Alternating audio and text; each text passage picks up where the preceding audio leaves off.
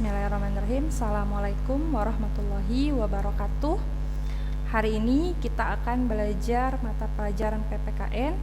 Nah, pada hari ini adalah pertemuan pertama pembelajaran kita di tahun pelajaran 2020-2021. Tetap semangat belajar di rumah anak-anakku. Oke, silahkan kalian buka bab pertama pelajaran PKN-nya. Oke, yang pertama, di bab pertama ini kita akan membahas tentang kedudukan dan fungsi Pancasila. Kedudukan dan fungsi Pancasila sangat penting karena segala tingkah laku dan tindakan warga negara Indonesia diatur oleh Pancasila sebagai pemersatu bangsa. Sebagai warga Indonesia, kita harus paham makna-makna Pancasila, fungsi-fungsi Pancasila, dan tindakan yang mencerminkan nilai Pancasila. Oleh karena itu, setiap warga negara sangat berperan penting dalam mengamalkan Pancasila. Nah, di sini ada beberapa kedudukan Pancasila.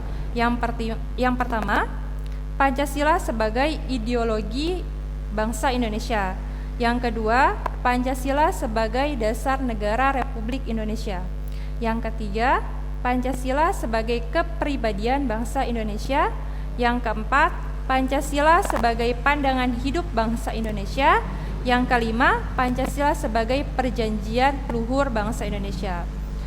Oke, kita akan bahas yang pertama, yaitu Pancasila sebagai ideologi bangsa Indonesia. Secara etimologi, ideologi terdiri atas dua kata, yaitu idea dan logos. Nah, idea berarti pikiran dan logos berarti ilmu. Ideologi berarti suatu gagasan yang berdasarkan ide tertentu. Ideologi berarti sebuah gagasan atau pandangan yang menyeluruh mengenai segala sesuatu. Nah, ideologi ini berhubungan dengan sekumpulan gagasan atau pandangan hidup mengenai cara sebuah bangsa diatur atau ditata demi mencapai tujuan.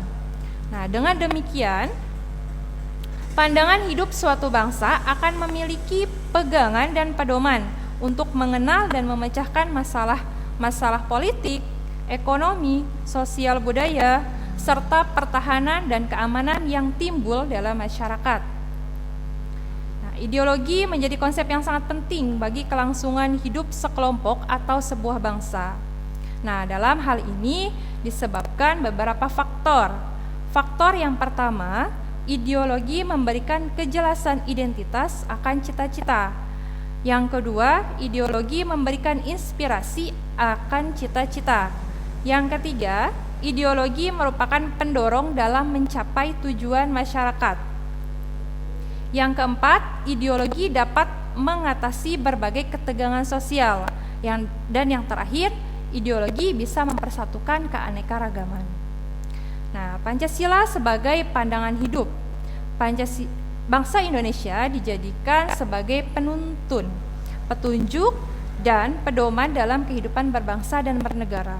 Nah, di samping itu, Pancasila juga digunakan untuk memecahkan masalah-masalah politik, ekonomi, sosial, budaya yang timbul dalam perkembangan masyarakat yang semakin maju. Nah, yang kedua yaitu Pancasila sebagai dasar negara Republik Indonesia. Dasar negara merupakan landasan dalam melaksanakan kehidupan bernegara untuk mengatur penyelenggaraan negara. Nah, Pancasila sebagai dasar negara berarti Pancasila sebagai dasar dan tonggak dalam pembuatan segala peraturan perundang-undangan. Nah, pada sidang BPUPKI telah menerima secara bulat Pancasila sebagai dasar negara Indonesia. Dalam keputusan sidang PPKI pada tanggal 18 Agustus 1945, Pancasila sebagai dasar negara tercantum secara resmi dalam pembukaan Undang-Undang Republik Indonesia tahun 1945 dalam ketetapan MPRS nomor 20/MPRS tahun 1996, nomor 3/MPR tahun 2000 dan Undang-Undang nomor 12 tahun 2011. Nah, ditegaskan bahwa Pancasila itu adalah sumber daripada segala sumber hukum.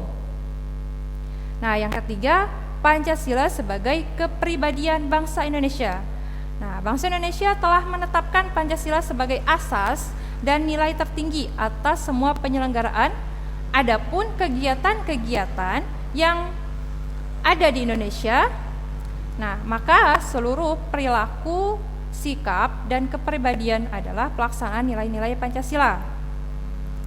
Dengan dijadikannya Pancasila sebagai asas, maka sudah seharusnya didukung oleh seluruh masyarakat Indonesia dengan menampilkan jati diri khas yang telah dimiliki bangsa Indonesia sejak dulu. Oke, yang keempat di sini adalah Pancasila sebagai pandangan hidup bangsa Indonesia. Pancasila sebagai pandangan hidup sering juga disebut sebagai way of life, pegangan hidup, pedoman hidup, pandangan dunia atau petunjuk hidup.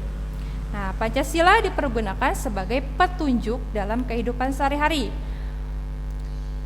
masyarakat Indonesia, baik dari segi sikap, perilaku, nah haruslah dijiwai oleh nilai-nilai luhur yang ada dalam Pancasila. Oke, yang kelima yaitu Pancasila sebagai perjanjian luhur bangsa Indonesia. Pancasila disebut sebagai perjanjian luhur karena Pancasila digali dari budaya bangsa Indonesia sendiri, disepakati bersama oleh seluruh rakyat Indonesia sebagai pemilik bangsa yang harus diamalkan serta dilestarikan. Pewarisan nilai-nilai Pancasila kepada generasi penerus adalah kewajiban moral seluruh bangsa Indonesia. Oke, terima kasih.